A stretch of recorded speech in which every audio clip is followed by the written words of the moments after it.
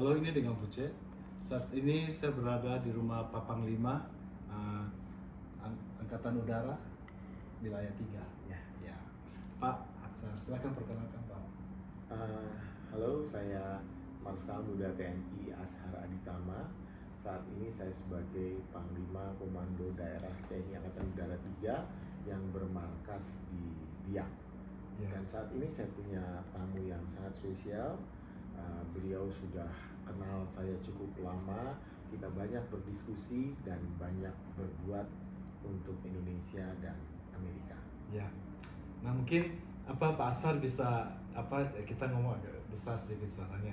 Jadi mungkin Pak Asar bisa memberikan update apa yang terjadi Pak. Jadi apakah sejak kita punya surat menyurat dengan tulang-tulang, bagaimana kira-kira Pak? Jadi pertama setelah kita bertemu, kemudian Pak Buce juga sebagai key point, sehingga masalah remains prajurit Amerika yang tertinggal di Biak ini juga sampai ke Kongres, dan direspon dengan sangat positif.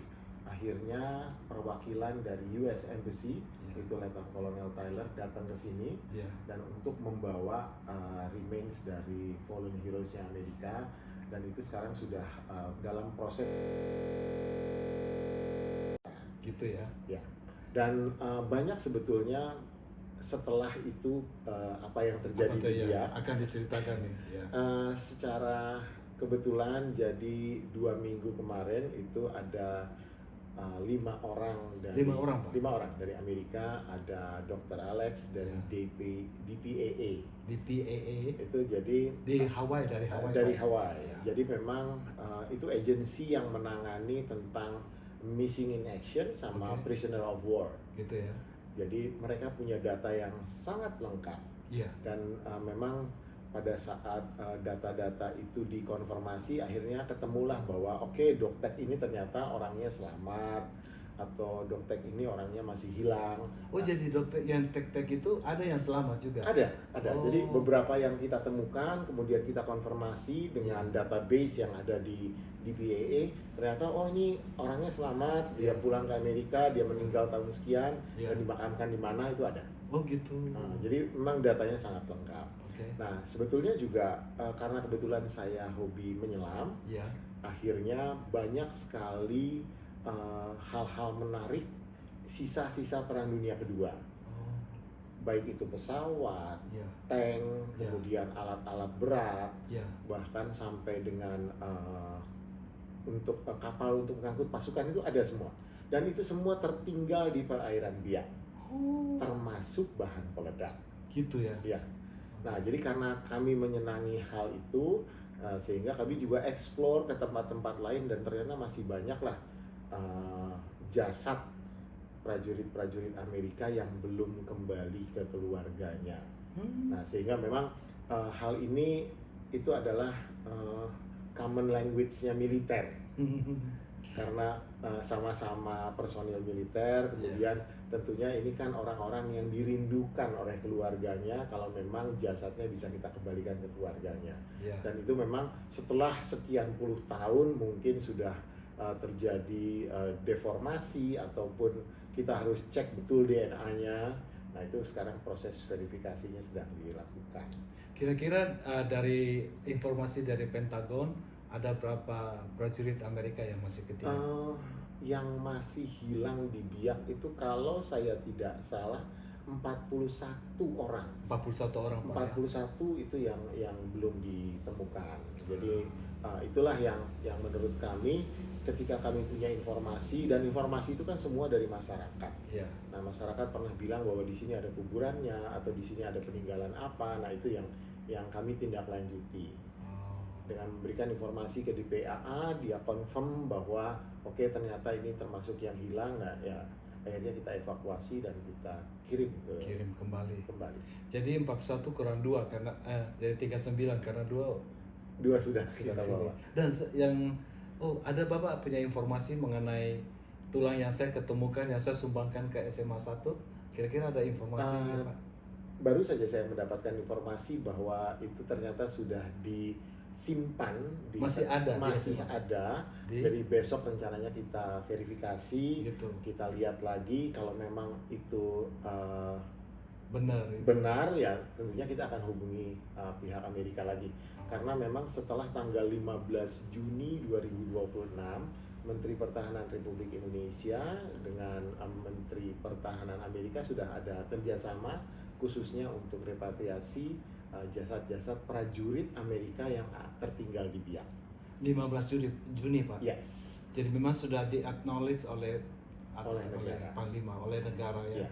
Oh, gitu. Itu ada segi apa, Pak? Keuntungan, ada kelanjutan apa, Pak? Kelanjutannya setelah Antara dua negara ini.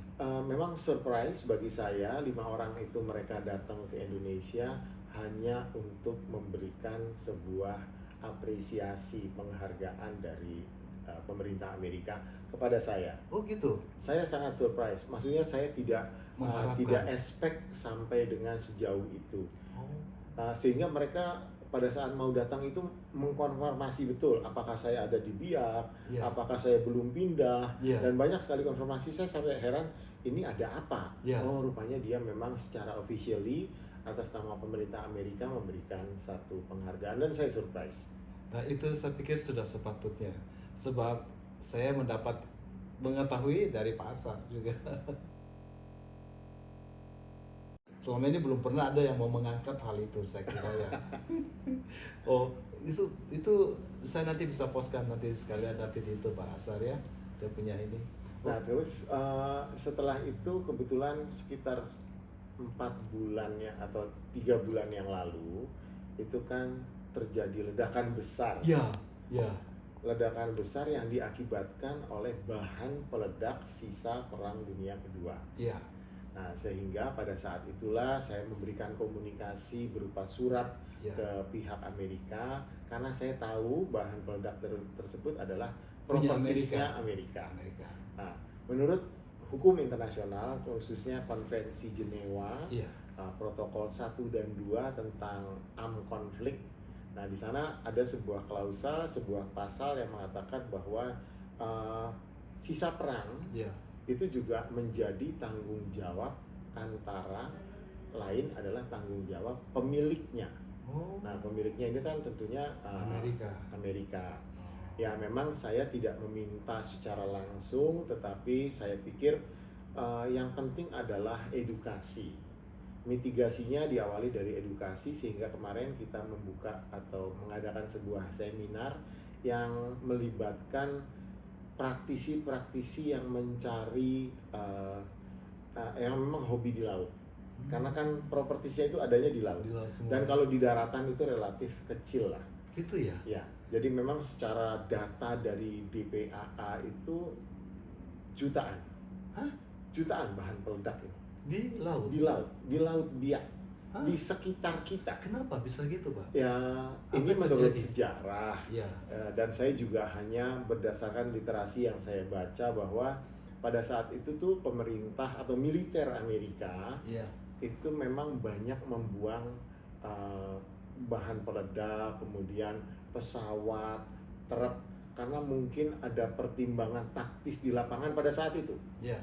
Yang mana ini untuk mengurangi beban atau memang tidak tergunakan lagi. Nah, tetapi memang itu harus kenyataannya dibuang di Laut Biak. Oh, begitu. Nah, sekarang memang itu menjadi properti selam yang luar biasa. Terumbu karangnya bagus, kemudian itu menjadi dive site yang sangat indah. Kebetulan saya hobi menyelam. Nah, ketika saya melihat hal itu, saya pikir ini kan hal berbahaya. Dan saya paham bahwa ini persenjataan yang diproduksi di awal tahun 1940-an. Nah, sedangkan peraturan Geneva Convention itu kan adanya di 49, sama protokolnya itu ada di 1970. Yang mengatakan bahwa bahan peledak itu harus punya self-destruction atau self-deactivated. Jadi sekian tahun tidak digunakan, tersimpan, dia akan hancur sendiri. Oh, begitu. Itu setelah 1949 atau 1970. Nah, yang di Biak ini sebelum? Sebelum, karena ini kan produksi 1940, belum ada peraturan itu. Oh. Maka itu sampai dengan kemarin ledakan besar di Biak Ya. itu ya karena masih aktif. Oh. Nah, itulah yang kita juga mengedukasi. Jadi kemarin seminarnya kita undang lah nelayan, kemudian Di sini, Pak? divers Di di sini di kantor kami. Oh. Nah, itu antusiasmenya termasuk mahasiswa, kemudian siswa SMA, bahwa ini loh di sekitar kita itu ada bahan peledak yang mungkin sangat bisa membahayakan. Jadi disitulah kita mengedukasi bahwa ternyata barang-barang ini tuh bisa aktif lagi dengan suhu, dengan shock atau dengan getaran, dengan banyak sekali. Nah, itu bahaya. Bagaimana kalau ada gempa bumi? Ini kan kita sering ini kan gempa bumi, apa bisa memicu enggak ya? Bisa sekali. Bisa Karena sekali. salah satu syarat itu selain listrik, Ya. listriknya juga ada listrik statis, Ya. sama listrik yang dinamis, kemudian ada juga tekanan, Ya. ada juga getaran, dan ada juga friksi. Memicu bahan-bahan tersebut bisa meledak.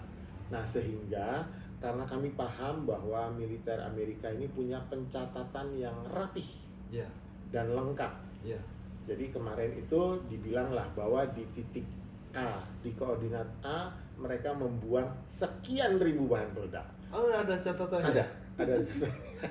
Jadi di titik ini paling tidak sekarang itu pemerintah daerah sudah memberikan warning. Di sini jangan nyelam ya, karena di sini banyak bahan peledak. Apa ditaruh apa pelampung atau apa bagaimana?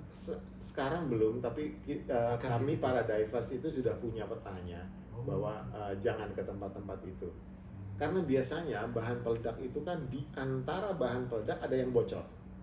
Nah, ketika bocor itu kan isinya entah itu yang TNT atau barang-barang lain yang ternyata memicu tumbuhnya terumbu karang lebih bagus. Iya. Karena fosfat. Karena fosfat kan. Ya. Nah, itu yang sebetulnya ini menjadi dilema yang menarik. Kalau bocor bagus, Ya. kalau nggak bocor aktif. Oh. Nah, kira-kira kan seperti itu. Gitu. Dan terumbu karangnya jadi indah sekali di Biak. Gara-gara itu. Gara-gara itu. Oh. Jadi sekarang itu sangat dilema. Jadi saya pikir kalau ini nanti kita evakuasi, kita disposal, ya semoga terumbu karangnya nggak rusak. Gitu Pak ya. Ya. Menarik sekali ya. Menarik. Jadi ini merupakan hal yang dilema juga, Ya. tetapi kita harus selesaikan karena korban sudah banyak. Masyarakat banyak Biak korban. banyak. Hanya 9 ini aja. Oh enggak, ini yang langsung Kelihatan. langsung meninggal Ya. sehingga selesai. Nah, tetapi yang lain ada yang tangannya hilang, Ada, kakinya hilang, iya. Oh. Gitu. Dan saya dengar juga katanya yang ngajarin bom ikan itu dari tentara Amerika juga. Saya membaca literaturnya. Oh, dia Dan bilang apa? itu ditulis dalam bahasa Inggris. Artinya ada seorang penulis dari Amerika yang memang mengamati pada saat itu. Ya. Mungkin kan lebih efektif ya. Ya. Dengan bom banyak ikan yang didapat tapi memang rusak. Pakai bom ikan. Bom ikan. Untuk nangkap lobster. Dan itu ternyata menjadi pengetahuan turun-temurun sampai hari ini. Kebetulan rekan diver saya, nah itu juga jago dia buka bom. Dia sampai paham kalau bom Jepang itu cara bukanya begini, kalau bom Amerika yang jenis ini cara bukanya begini. Dan itu pengetahuan turun-menurun dari kakeknya ke bapaknya ke dia. Nah, apakah mungkin bahwa bom-bom itu juga dari Jepang? Ada. Ada bedanya Pak? Ada, bentuknya beda. Bentuknya beda. Kemudian ya mungkin kandungan daya ledak dan segala macam itu Ada gitu ada. ya.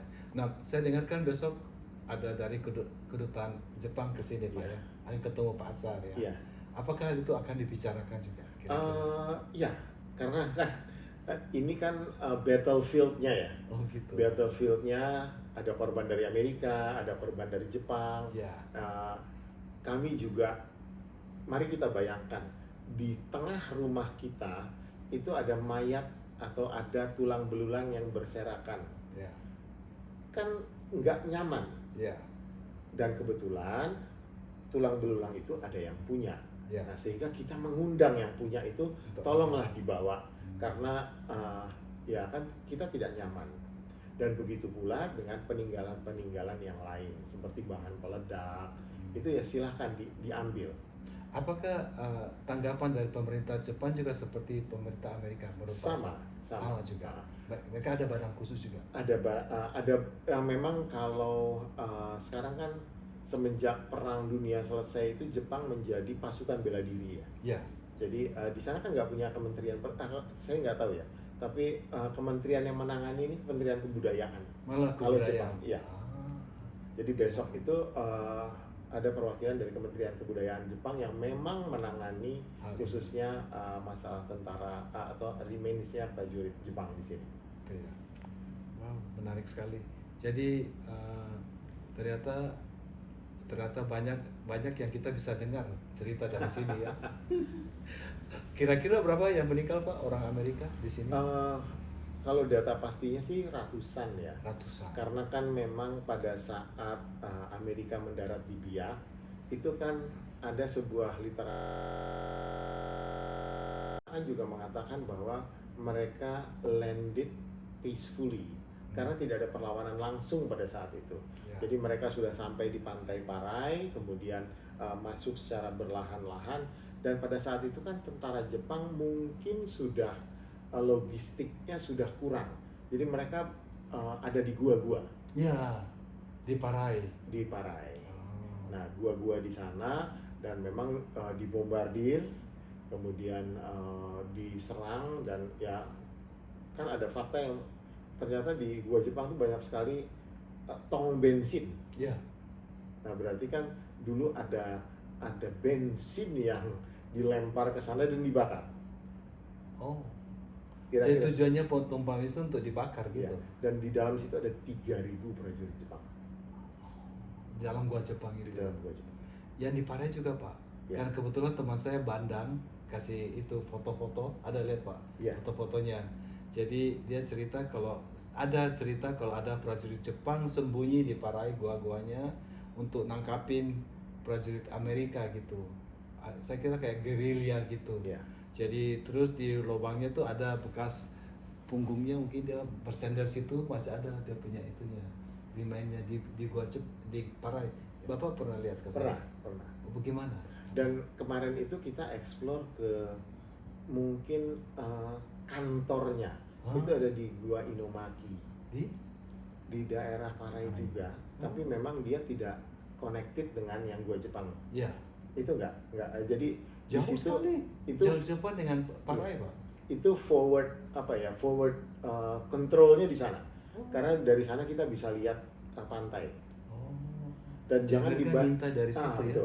Dan jangan dibayangkan Perang Dunia Kedua itu seperti sekarang, jauh-jauhan enggak. Ya. Amerika ada di Pulau Oi dengan semua pasukannya, dan Jepang ada di Biak. Itu kan kelihatan.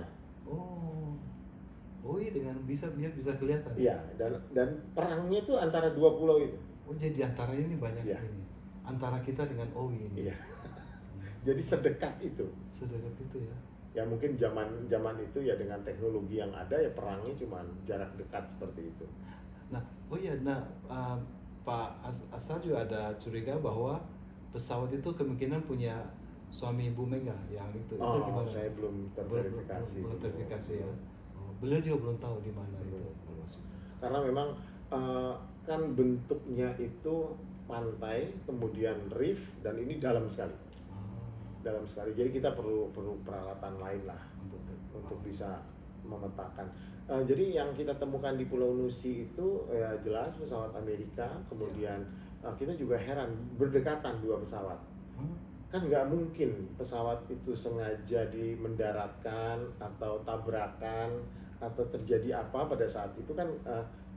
Jadi kemungkinan menurut DPAA itu dibuang di situ. Jadi mungkin dilempar dari dari kapal dan memang khusus untuk ditenggelamkan di sana. Oh begitu ya. Jadi di Pulau Nusi itu memang berbentuk persis sama seperti Pearl Harbor. Mungkin kalau saya pikir pada saat itu General MacArthur tuh berpikir untuk membuat sebuah pertahanan yang solid di sini. Karena di sebelah selatannya ada sebuah pintu dan itu ada torpedo net.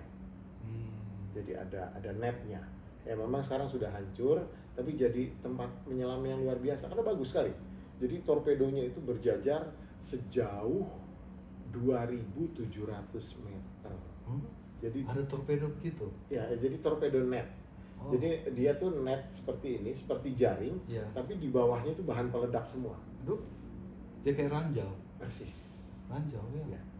Oh, Dan itu besar sekali. tujuannya apa itu Pak? Ya supaya tidak ada, karena dulu Kapal kan selam masuk kapal itu? selam itu banyak dan kalau menurut sejarah kan kapal selam yang kamikaze itu, dia punya Jepang itu ada pilotnya atau ada pengemudinya dan itu bisa tembus kemana-mana. Jadi pertahanannya Jadi itu untuk menahan kamikaze-nya Ya. Jepang itu. Jadi kapal selam kamikaze Jepang. Akan menarik ini karena dari konsulat Jepang tentu mempunyai segi pandangan yang lain dengan Pasti. tentu dari Amerika kan beda ya. Memang saya melihat sebuah willingness yang berseberangan Ya. karena pemerintah Jepang itu dia sangat support untuk merekonstruksi, jadi tangganya, kemudian jalannya itu sengaja mereka mengeluarkan dana untuk merekonstruksi. Saya memang berbicara sama mereka, tujuannya apa? Ya. Ya memang mungkin ini biar menjadi museum mereka bahwa telah terjadi kekejaman kemanusiaan pada zamannya. Nah kira-kira seperti itu. Jadi kemungkinan kalau yang mau bangun buat Jepang kemungkinan malah lebih dari pemerintah Jepang. Karena memang korbannya banyak sekali di sana. Di situ ya. Terima kasih Pak Asta untuk infonya. Semoga ini bisa mengedukasi kita semua. Dan saya senang sekali hari ini bisa ke rumahnya Pak Panglima, bisa menikmati rumahnya Pak Panglima. Tadi kita di kafe terlalu ribut Pak ya. Iya. Jadi kita ke sini. Ya. Saya besok akan balik ke ke Manado. Sayang sekali kita punya waktu dekat. Kalau tidak saya bisa ikut nyelam Pak. Bisa lihat at least. Kemarin Pak Tito ke sini untuk melihat hal itu. Enggak, bukan. Itu apa posisi yang mereka? Karena mau mengadakan upacara 17-an di dalam laut. Hah? Itu? Tujuannya apa Pak? Kenapa harus di sini? Jadi kebetulan di pangkalan saya itu ada pesawat Twin Pioneer. Oke. Jadi pesawat itu adalah pesawat milik Belanda. Oke. Di mana pesawat itu masih beroperasi dari 1947 sampai 1982 melayani masyarakat Biak. No way. Jadi Biak 47 sampai 82. Ya, Pak? sampai ke 82. Oke. Nah, mungkin pada saat itu jam terbangnya sudah habis dan ditinggal di sini, Pangkalan. di pangkalan. Oh. Nah, karena ada pembangunan yang akan menyisihkan dia, Ya. saya pikir kenapa tidak kita taruh di laut? Oh, mau dipindahin ke laut. Sudah. Oh. Jadi upacaranya itu ada di depan pesawat. Kapan 17 Agustus ini? 17 Agustus. Udah ditenggelam ya Pak? Sudah. Bagaimana ngangkatnya ke sana? Saya pakai tongkang, Ya. kemudian pakai crane. Oh. Besar pesawatnya. Oh, itu yang dibikin acara. Iya. Oh, saya nggak lihat ya. Karena memang saya berpikir ini nanti akan menjadi terumbu karang yang menarik. Kan nggak cukup jarang ada pesawat utuh dimasukin ke laut, kemudian jadi rumah ikan, banyak terumbu karang yang tumbuh di sana, dan yang jelas ini bukan inventaris kekayaan milik negara.